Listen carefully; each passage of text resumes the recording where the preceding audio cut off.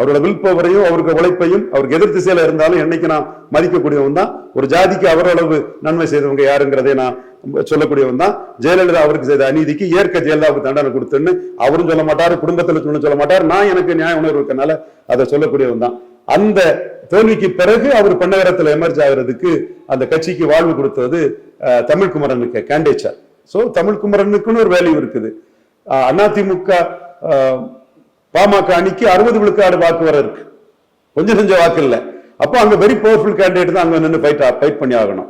அதுல ஒரு பாமக ஓட்டையே உடைக்கக்கூடிய ஒரு கேண்டிடேட் தம்பி தமிழ்குமரன் வராரு. சோ அந்த இடத்துக்குள்ள வெரி ஸ்ட்ராங் தொகுதிக்குள்ள தமிழ்குமரன் அந்த இடத்துக்குள்ள வராருன்னு தான் நான் பாக்குறேன்.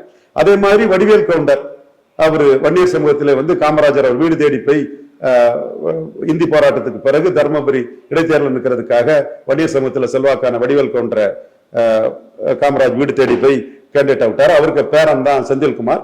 அவர் பாலக்கோட்டில் வன்னியர் மெஜாரிட்டியுள்ள ஒரு தொகுதியில் இருக்கிறாரு. ஸோ அந்த பகுதிங்கிறது AIADMK PMK Edappadi Palaniswami Anbumani alliance very strong.